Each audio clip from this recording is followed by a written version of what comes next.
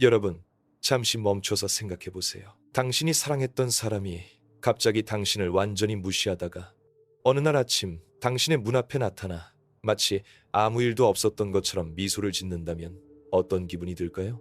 이것은 단순한 재회가 아닙니다. 이것은 전략입니다. 오늘 우리는 칼 융의 심리학적 관점에서 나르시시스트가 당신을 잃었다는 것을 깨달았을 때 펼치는 가장 위험한 전략에 대해 깊이 탐구할 것입니다. 이 여정은 단순히 나르시시즘에 대한 이해를 넘어 여러분 자신의 내면 깊숙한 곳에 숨겨진 상처와 회복의 가능성을 발견하는 시간이 될 것입니다. 지금 바로 구독 버튼을 눌러주시고 알림 설정을 켜주세요. 이 채널은 여러분의 정신적 자유와 진정한 치유를 위한 안전한 공간입니다. 오늘도 이 영상을 시청해주시는 모든 분들께 진심으로 감사드립니다. 여러분의 시간은 소중하고 여러분이 이 순간을 자신의 성장을 위해 투자하기로 결정한 것은 용기 있는 선택입니다. 나르시시스트와의 관계에서 벗어나려는 여러분의 노력을 저는 깊이 존중합니다. 자, 이제 본격적으로 시작해 보겠습니다. 칼 융은 인간의 무의식 속에는 그림자라는 개념이 존재한다고 말했습니다. 이 그림자는 우리가 인정하고 싶지 않은 자신의 어두운 면, 억압된 욕망, 부정적인 특성들의 집합체입니다. 나르시시스트의 경우 이 그림자는 극도로 비대해져 있으며 동시에 극도로 부인되고 있습니다. 그들은 자신의 내면에 존재하는 공허함, 수치심, 무가치함을 절대 직면하지 못합니다. 대신 그들은 외부에서 끊임없이 자신의 가치를 확인받아야 하는 존재가 됩니다. 당신이 그들의 삶에 있을 때 당신은 그들의 거울이었습니다. 당신은 그들에게 당신은 특별해요, 당신은 대단해요, 당신 없이는 살 수 없어요 라는 메시지를 반사해주는 반짝이는 거울이었던 것입니다. 하지만 당신이 떠났을 때 혹은 당신이 더 이상 그 역할을 하지 않기로 결정했을 때 그들은 갑자기 자신의 진짜 모습과 마주하게 됩니다. 이것은 나르시시스트에게 견딜 수 없는 고통입니다. 마치 평생 화려한 가면을 쓰고 살아온 사람이 갑자기 그 가면이 벗겨져 세상 사람들 앞에 민낯을 드러내는 것과 같은 공포를 느낍니다. 이 순간이 바로 그들이 당신을 정말로 잃었다는 것을 깨닫는 순간입니다. 처음에 그들은 분노합니다. 감히 나를 떠나? 감히 나에게 더 이상 관심을 주지 않아? 이 분노는 실제로는 깊은 공포의 표현입니다. 그들의 자아는 너무나 연약해서 당신이라는 지지대 없이는 무너질 것 같은 위기를 느낍니다. 하지만 시간이 지나면서 그들은 단순한 분노를 넘어선 더 정교한 전략을 구사하기 시작합니다. 여기서 우리는 나르시시스트의 손실 인식 단계를 이해해야 합니다. 첫 번째 단계는 부정입니다. 그들은 당신이 정말로 떠났다는 것을 믿지 않습니다. 곧 돌아올 거야. 나 없이는 못 살 거야. 라고 스스로에게 말합니다. 이 단계에서 그들은 당신을 무시하거나 당신이 먼저 연락하기를 기다립니다. 이것은 그들의 우월감을 유지하기 위한 방어 기제입니다. 두 번째 단계는 시험입니다. 그들은 소셜미디어에 행복한 모습을 올리거나 새로운 사람과의 관계를 과시하거나 간접적으로 당신에게 메시지를 보내는 방식으로 당신의 반응을 시험합니다. 여전히 나에게 관심이 있나? 질투하고 있나? 후회하고 있나? 이것은 그들이 여전히 당신을 통제할 수 있는지 확인하는 과정입니다. 세 번째 단계가 바로 오늘 우리가 집중할 가장 위험한 단계입니다. 바로 후버링이라고 불리는 진공청소기 전략입니다. 이 용어는 진공청소기 브랜드 후버에서 유래한 것으로 나르시시스트가 당신을 다시 그들의 삶 속으로 빨아들이려는 모든 시도를 의미합니다. 이 단계에서 그들은 놀랍도록 변신합니다. 칼 융은 페르소나라는 개념을 제시했습니다. 페르소나는 우리가 사회에 보여주는 가면, 우리의 사회적 역할입니다. 나르시시스트는 페르소나의 대가입니다. 그들은 상황에 따라 완전히 다른 가면을 쓸 수 있습니다. 후버링 단계에서 그들이 쓰는 가면은 크게 네 가지입니다. 첫 번째는 변화한 사람 가면입니다. 갑자기 그들은 치료를 받고 있다고 말합니다. 자신의 문제를 인정했다고, 당신 덕분에 자신이 얼마나 많이 성장했는지 말합니다. 당신이 떠난 후 많은 것을 깨달았어요. 이제는 정말 달라졌어요. 당신이 옳았어요. 이런 말들은 당신의 마음을 움직이도록 정교하게 설계되었습니다. 왜냐하면 당신은 관계 내내 그들이 변하기를, 당신의 말을 들어주기를, 당신의 고통을 이해하기를 바랐기 때문입니다. 이제 그들이 바로 그것을 제공하는 것처럼 보입니다. 하지만 이것은 진정한 변화가 아닙니다. 진정한 변화는 일관성을 필요로 합니다. 진정한 변화는 시간과 지속적인 노력을 요구합니다. 나르시시스트의 변화는 당신을 되돌리기 위한 일시적인 전략일 뿐입니다. 두 번째 가면은 희생자 가면입니다. 갑자기 그들은 자신이 얼마나 고통받고 있는지, 당신 없이 얼마나 힘든지를 호소합니다. 때로는 건강 문제를 언급하거나 직장에서의 어려움, 가족 문제 등을 이야기합니다. 당신만이 나를 이해해 줄 수 있어요. 당신만이 나를 도울 수 있어요.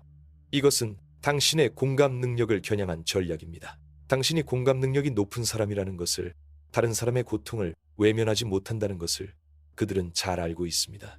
세 번째 가면은 로맨틱한 연인 가면입니다. 관계 초기에 그 황홀했던 순간들을 상기시킵니다. 당신에게 꽃을 보내고 사랑의 편지를 쓰고 과거의 아름다운 추억을 회상합니다. 우리 처음 만났을 때 기억나요? 그때 우리는 완벽했잖아요. 그 시간으로 돌아갈 수 있어요. 이것은 당신의 감정적 기억을 자극하는 전략입니다. 인간의 뇌는 고통보다 즐거움을 더 쉽게 기억하도록 설계되어 있습니다. 네 번째 가면은 친구 가면입니다. 우리가 연인으로는 안 맞을지 몰라도 좋은 친구로 지낼 수 있지 않을까요? 이것은 가장 교묘한 전략입니다. 왜냐하면 이것은 합리적이고 성숙해 보이기 때문입니다. 하지만 이것은 그들이 여전히 당신의 삶에 접근할 수 있는 통로를 유지하려는 시도입니다. 일단 친구로서 당신의 삶에 다시 들어오면 그들은 점차 경계를 흐리고 다시 이전의 역학관계로 돌아가려 할 것입니다. 칼 융은 동시성이라는 개념을 제시했습니다. 의미 있는 우연의 일치를 말합니다. 나르시시스트는 이것을 조작합니다. 그들은 당신이 자주 가는 장소에 우연히 나타나고 당신의 친구들을 통해 우연히 소식을 전하고 당신이 좋아하는 노래나 영화를 우연히 언급합니다. 이 모든 것은 당신의 무의식에 작용하여 어쩌면 운명인가? 라는 생각을 심어주려는 의도된 행동입니다. 여기서 우리는 왜 이것이 위험한지 이해해야 합니다. 나르시시스트와의 관계는 트라우마 본딩을 만들어냅니다. 이것은 학대와 애정의 반복적인 사이클을 통해 형성되는 강력한 정서적 결속입니다. 마치 스톡홀름 증후군처럼 당신은 당신에게 고통을 준 사람에게 이상하게도 끌리게 됩니다. 뇌과학적으로 보면 이것은 도파민 시스템과 관련이 있습니다. 나르시시스트와의 관계는 간헐적 강화 스케줄을 따릅니다. 때로는 보상이 주어지고 때로는 주어지지 않는 이 패턴은 도박 중독과 같은 메커니즘으로 작동합니다. 당신의 뇌는 다음 보상을 갈망하게 되고 이것이 당신을 관계에 묶어둡니다. 후버링이 위험한 이유는 그것이 이 트라우마 본딩을 재활성화시키기 때문입니다. 당신이 아무리 이성적으로 이 사람은 나에게 좋지 않아 라고 알고 있어도 정서적으로는 그들에게 끌리는 자신을 발견하게 됩니다. 이것은 당신의 약함이 아닙니다. 이것은 인간의 뇌가 작동하는 방식입니다. 융은 또한 그림자 투사에 대해 말했습니다. 우리는 자신이 인정하지 못하는 특성을 다른 사람에게서 본다는 것입니다. 나르시시스트는 자신의 공허함, 불안, 수치심을 당신에게 투사합니다. 그들이 당신을 비난할 때 사용하는 말들은 실제로는 그들 자신에 대한 설명인 경우가 많습니다. 너는 너무 예민해. 너는 항상 피해자처럼 행동해. 너는 나를 조종하려고 해. 이 모든 것은 실제로는 그들 자신의 모습입니다.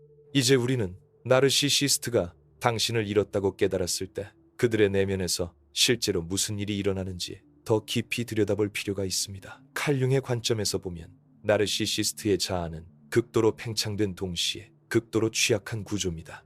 마치 거대한 풍선처럼 겉으로는 크고 인상적으로 보이지만 작은 바늘 하나에도 터질 수 있는 연약함을 가지고 있습니다. 당신이 떠난다는 것은 그들에게 단순히 한 사람을 잃는 것 이상의 의미를 가집니다. 그것은 그들의 전체 정체성 구조를 위협하는 실존적 위기입니다. 최근 신경과학 연구들은 나르시시즘과 뇌의 특정 영역 간의 관계를 밝혀내고 있습니다. 특히 전전두엽 피질의 기능 이상과 편도체의 과잉 활성화가 나르시시스트의 행동 패턴과 연관되어 있습니다. 전전두엽 피질은 공감, 자기 성찰, 충동 조절을 담당하는데 이 영역의 기능이 제한적일 때 다른 사람의 감정을 이해하고 자신의 행동을 객관적으로 평가하는 능력이 손상됩니다. 반면 편도체는 위협에 대한 반응을 조절하는데 나르시시스트는 자존감에 대한 위협을 실제 생존의 위협처럼 느끼게 됩니다. 당신이 떠났을 때 그들의 뇌에서는 말 그대로 경보 시스템이 작동합니다. 이것은 코르티솔과 아드레날린의 급증을 일으키고 그들은 투쟁, 도피, 동결 반응 중 하나를 선택하게 됩니다. 처음에는 투쟁입니다.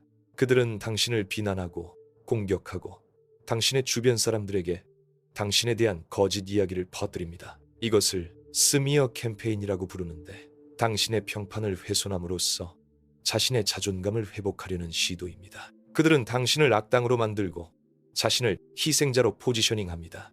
이것은 그들의 내러티브를 통제하려는 필사적인 노력입니다. 하지만 시간이 지나고 이러한 전략이 효과가 없다는 것을 깨달으면 그들은 다음 단계로 넘어갑니다. 바로 이상화 평가절하, 버림의 사이클을 되돌리려는 시도입니다. 이 사이클은 나르시시스트 관계의 특징적인 패턴입니다. 처음 만났을 때 그들은 당신을 이상화했습니다. 당신은 완벽했고 특별했고 그들의 영혼의 짝이었습니다. 이 단계를 러브 파밍이라고 부릅니다. 그들은 당신에게 쏟아지는 관심과 애정으로 압도했고 당신은 마치 꿈을 꾸는 것 같았습니다. 하지만 이것은 지속 가능하지 않았습니다. 왜냐하면 그것은 진정한 사랑이 아니라 당신을 그들의 나르시시스틱 공급원으로 확보하기 위한 전략이었기 때문입니다. 점차 평가 절하 단계가 시작되었습니다. 당신은 더 이상 완벽하지 않았습니다. 그들은 당신의 결점을 지적하기 시작했고 비판했고 당신이 충분하지 않다는 메시지를 보냈습니다. 이것은 의도적인 전략입니다. 당신의 자존감을 낮춤으로써 당신이 그들에게 더 의존하게 만들고 그들이 당신을 떠날까봐 두려워하게 만드는 것입니다. 그리고 마지막으로 버림의 단계가 왔습니다. 어쩌면 그들이 먼저 관계를 끝냈을 수도 있고 아니면 당신이 더 이상 견딜 수 없어서 떠났을 수도 있습니다. 그런데 여기서 흥미로운 점은 나르시시스트는 자신이 버린 사람에 대해서는 비교적 쉽게 잊어버리지만 자신을 떠난 사람에 대해서는 집착한다는 것입니다. 이것은 통제의 문제입니다. 그들이 관계를 끝냈다면 그들은 여전히 통제권을 가지고 있습니다. 하지만 당신이 떠났다면 당신이 통제권을 가져간 것이고 이것은 나르시시스트에게 견딜 수 없는 상황입니다. 칼 융은 개성화 과정에 대해 말했습니다. 이것은 우리가 진정한 자기 자신이 되어가는 심리적 성장의 과정입니다. 건강한 사람은 이 과정을 통해 자신의 그림자를 통합하고 자신의 여러 측면을 인정하고 균형 잡힌 인격을 발달시킵니다. 하지만 나르시시스트는 이 과정이 중단된 사람들입니다. 그들은 보통 어린 시절의 깊은 상처로 인해 진정한 자기를 발달시키지 못했습니다. 대신 그들은 거짓 자기를 만들었습니다. 이 거짓 자기는 완벽하고 특별하고 비판받을 수 없는 존재입니다. 하지만 내면 깊은 곳에는 진정한 자기가 있습니다. 이 진정한 자기는 상처받고 두려워하고 사랑받지 못한다고 느끼는 어린아이와 같습니다. 나르시시스트는 평생 이 진정한 자기를 숨기고 거짓 자기로 살아갑니다. 당신이 그들의 삶에 있을 때 당신은 이 거짓 자기를 유지하는 데 필요한 연료를 제공했습니다. 당신의 찬사, 관심, 사랑은 그들의 거짓 자기를 부풀리는 공기였습니다. 당신이 떠났을 때 이 공기 공급이 끊겼습니다. 갑자기 거짓 자기는 수축하기 시작하고 그 아래에 진정한 자기, 즉 상처받고 두려운 자기가 표면으로 올라오려 합니다. 이것은 나르시시스트에게 극도의 공포를 일으킵니다. 그들은 평생 이 순간을 피해왔습니다. 그래서 그들은 필사적으로 당신을 되찾으려 합니다. 당신이 아니면 다른 누군가라도 찾아야 합니다. 이것이 나르시시스트가 종종 관계에서 관계로 빠르게 이동하는 이유입니다. 그들은 혼자 있을 수 없습니다. 혼자 있다는 것은 자기 자신과 마주한다는 것을 의미하고 이것은 그들이 가장 피하고 싶은 일입니다. 최근 몇 년간 소셜미디어의 발달은 나르시시즘의 표현 방식을 변화시켰습니다. 소셜미디어는 나르시시스트에게 완벽한 플랫폼을 제공합니다. 그들은 자신의 이미지를 세심하게 큐레이션하고 끊임없이 좋아요와 댓글의 형태로 나르시시스틱 공급을 받을 수 있습니다. 당신이 떠난 후 그들의 소셜미디어 활동을 관찰하면 흥미로운 패턴을 볼 수 있습니다. 처음에는 당신의 모든 흔적을 지웁니다. 함께 찍은 사진들을 삭제하고 당신과 관련된 게시물을 제거합니다. 이것은 당신이 그들의 삶에서 중요하지 않았다는 메시지를 보내려는 시도입니다. 그리고 나서 그들은 극도로 행복하고 성공적인 모습을 과시하기 시작합니다. 새로운 여행, 새로운 사람들, 새로운 성취들을 게시합니다. 봐, 나는 너 없이도 너무 잘 지내. 오히려 더 행복해라는 메시지를 전달하려 합니다. 하지만 이것은 종종 과잉 보상입니다. 심리학에서는 이것을 반동 형성이라고 부릅니다. 우리가 느끼는 진정한 감정과 정반대로 행동하는 방어 기제입니다. 그들이 행복해 보이려고 애쓸수록 실제로는 더 고통받고 있을 가능성이 높습니다. 시간이 더 지나면 그들은 간접적으로 당신에게 메시지를 보내기 시작할 수 있습니다. 당신이 좋아했던 노래의 가사를 게시하거나 당신과 함께 갔던 장소의 사진을 올리거나 의미심장한 인용구를 공유합니다. 이것들은 모두 당신의 주의를 끌기 위한 간접적인 시도입니다. 그들은 당신이 여전히 그들의 소셜미디어를 확인하고 있기를, 그들의 게시물을 보고 있기를, 그리고 그들에 대해 생각하고 있기를 바랍니다. 여기서 중요한 것은 노 컨택트의 원칙입니다. 노 컨택트는 단순히 연락을 끊는 것 이상입니다. 그것은 나르시시스트와의 모든 형태의 상호작용을 차단하는 것을 의미합니다. 전화, 문자, 이메일은 물론이고 소셜미디어에서도 그들을 차단해야 합니다. 그들의 게시물을 보는 것조차 당신의 회복을 방해할 수 있습니다. 왜냐하면 그것은 당신의 뇌에서 그들과 관련된 신경 경로를 계속 활성화시키기 때문입니다. 뇌는 사용하는 경로를 강화하고 사용하지 않는 경로를 약화시킵니다. 이것을 신경 가소성이라고 합니다. 당신이 나르시시스트에 대해 생각하고 그들의 소셜미디어를 확인하고 그들과의 추억을 회상할 때마다 당신은 실제로 그들과 연결된 신경 경로를 강화하고 있습니다. 노 컨택트를 유지함으로써 당신은 이러한 신경 경로가 점차 약해지도록 허용하고 새로운 건강한 경로들이 형성되도록 공간을 만드는 것입니다. 하지만 노 컨택트를 유지하는 것은 말처럼 쉽지 않습니다. 특히 나르시시스트가 적극적으로 후버링을 시도할 때는 더욱 그렇습니다. 그들은 당신의 약점을 정확히 알고 있습니다. 그들은 어떤 말이 당신의 마음을 움직일지, 어떤 추억이 당신을 흔들릴지, 어떤 버튼을 눌러야 당신이 반응할지 알고 있습니다. 칼 융은 집단 무의식에 대해 말했습니다. 이것은 모든 인류가 공유하는 무의식의 층으로 원형적 이미지와 패턴을 포함하고 있습니다. 나르시시스트는 본능적으로 이러한 원형을 활용합니다. 그들은 구원자 원형을 활용하여 자신이 구원이 필요한 불쌍한 존재처럼 보이게 만들고 당신이 그들을 구할 수 있는 유일한 사람이라고 암시합니다. 구독과 좋아요 버튼을 눌러주시면 더 많은 분들이 이러한 위험한 패턴을 인식하고 자신을 보호할 수 있습니다. 여러분의 경험이나 질문이 있다면 댓글로 공유해주세요.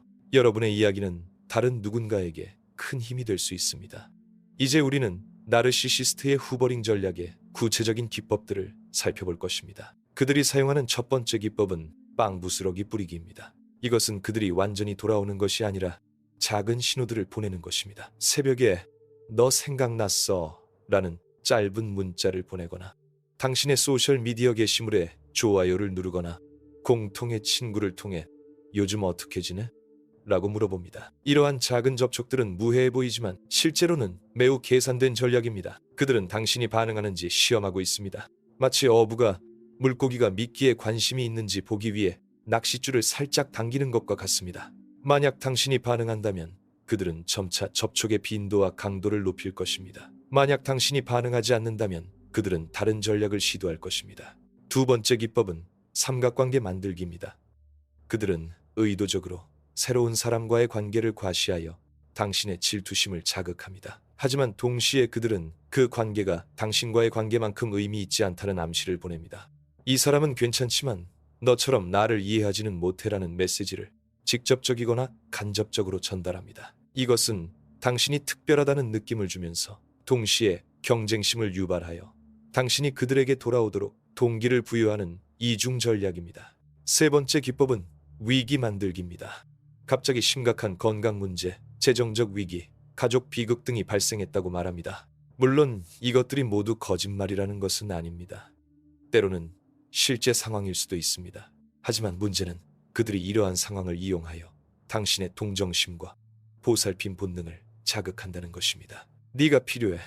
이런 때 네가 없으니까 너무 힘들어 라는 메시지는 당신을 죄책감을 느끼게 만듭니다. 마치 당신이 그들을 가장 필요할 때 버린 나쁜 사람인 것처럼 느껴지게 합니다. 네 번째 기법은 향수 자극하기입니다. 그들은 당신과 함께했던 좋았던 시간들을 상기시킵니다.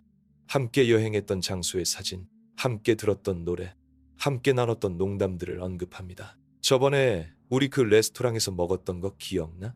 오늘 거기 지나가다가 네 생각이 났어. 이러한 메시지들은 당신의 뇌에서 옥시토신과 도파민의 분비를 촉발합니다. 이것들은 사랑과 애착과 관련된 호르몬입니다.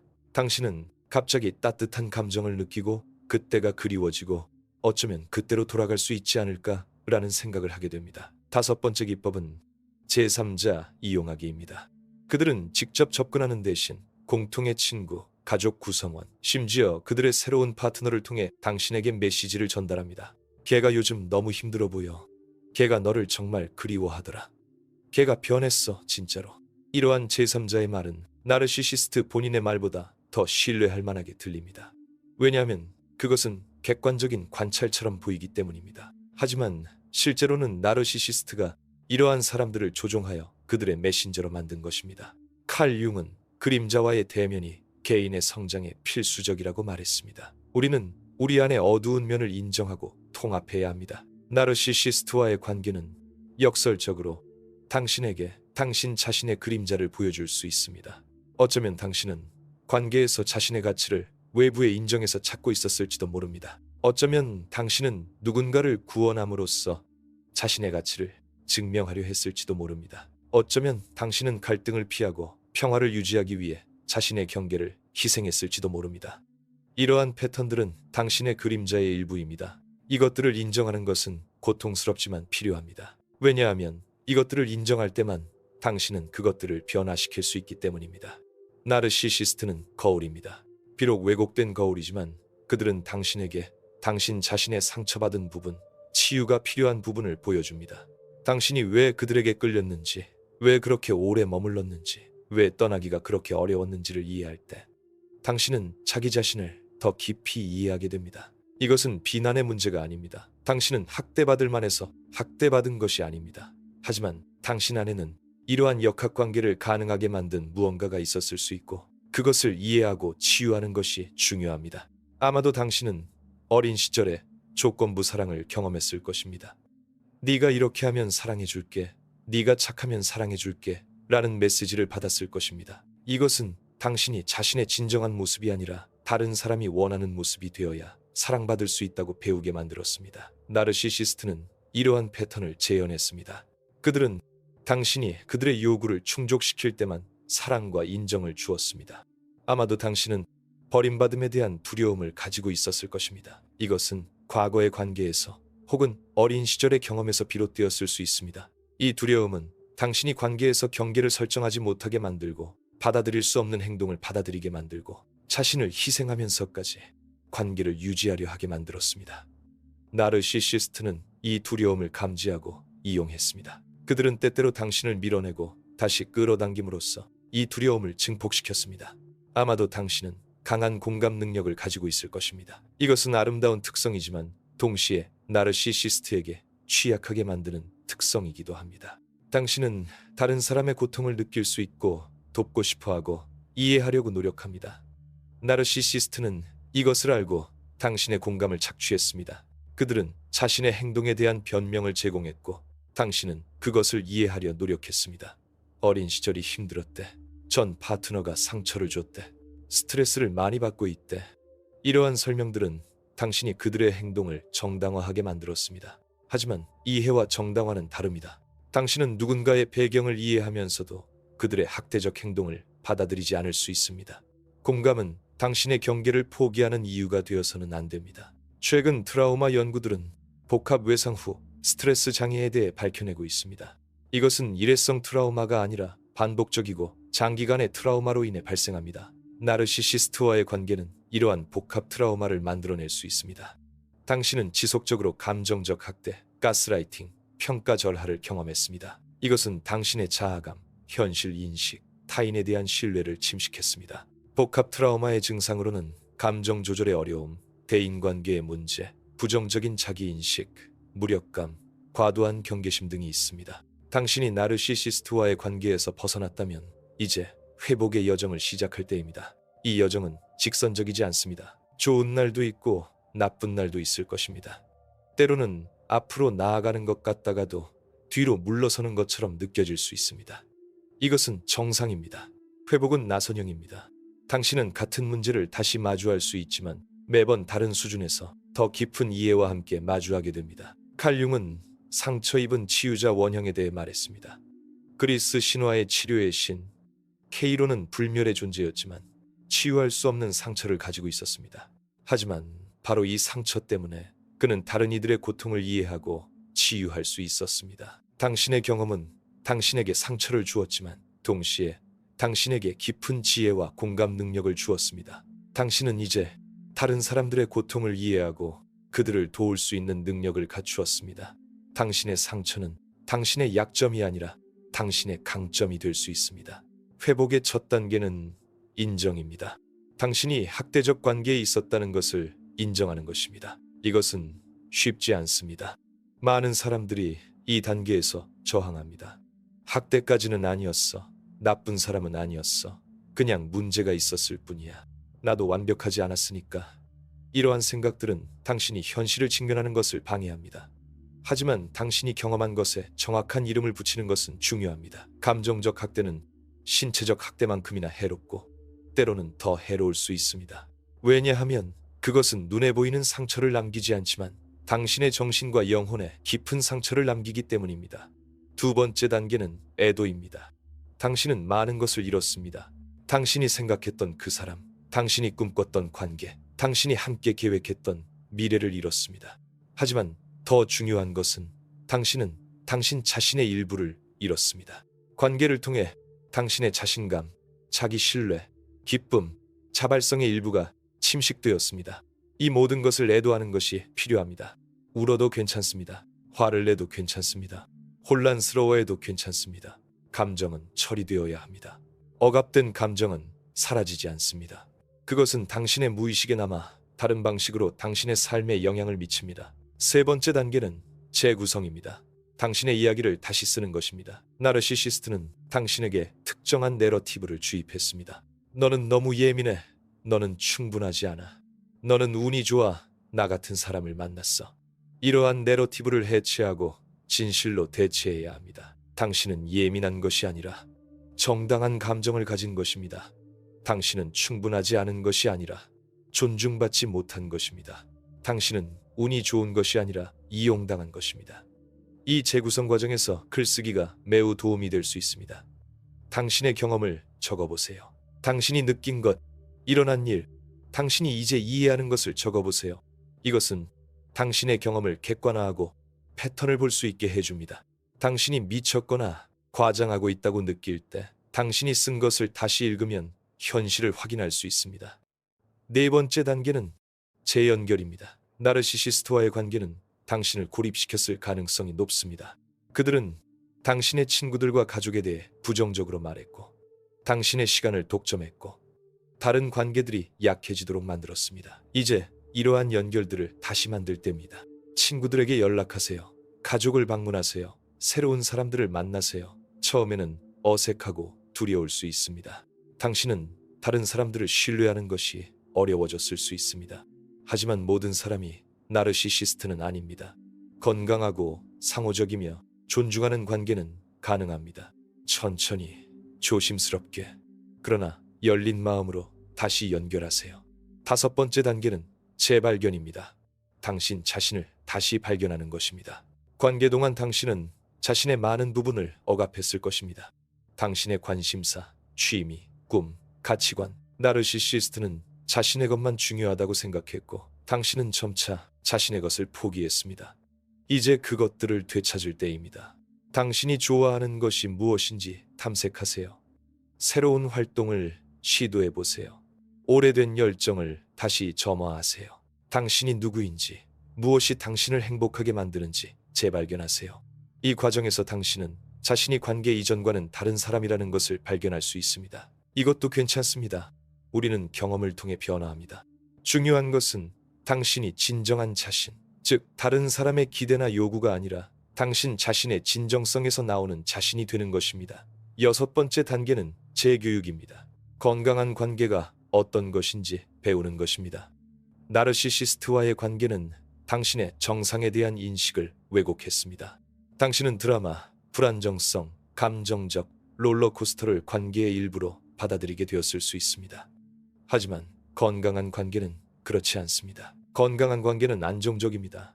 지루할 정도로 예측 가능할 수 있습니다. 서로를 존중하고 경계를 인정하고 의사소통이 열려 있고 갈등을 건설적으로 해결합니다.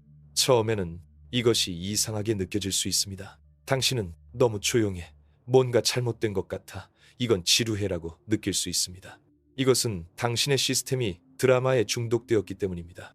시간이 지나면서 당신은 평화를 인식하고 가치 있게 여기는 법을 배울 것입니다.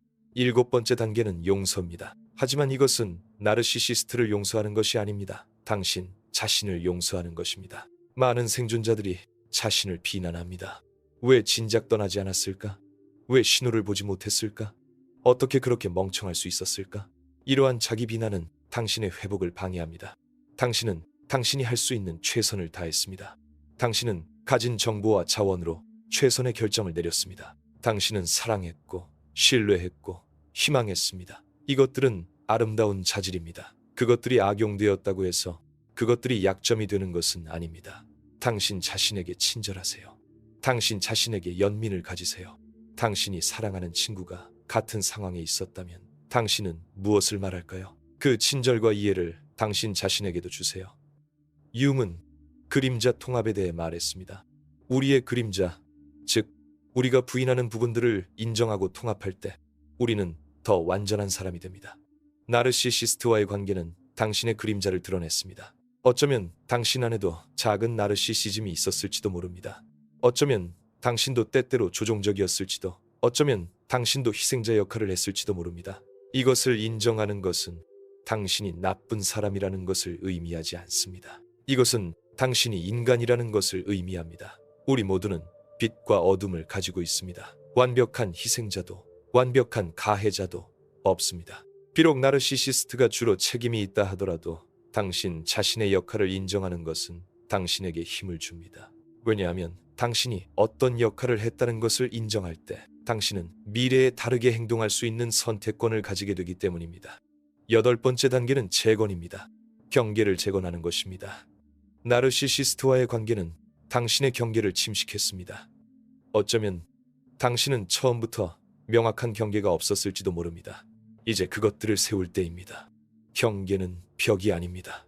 경계는 당신이 무엇을 받아들일 수 있고 무엇을 받아들일 수 없는지에 대한 명확한 선입니다. 경계는 다른 사람을 통제하는 것이 아니라 자신을 보호하는 것입니다. 당신은 이렇게 해야 해가 아니라 내가 받아들일 수 있는 것은 이것이고 그렇지 않으면 나는 이렇게 할 것이다 입니다. 경계를 설정하는 것은 처음에는 불편할 수 있습니다. 특히 당신이 평생 다른 사람을 기쁘게 하는 것에 익숙하다면 더욱 그렇습니다. 하지만 경계는 필수적입니다.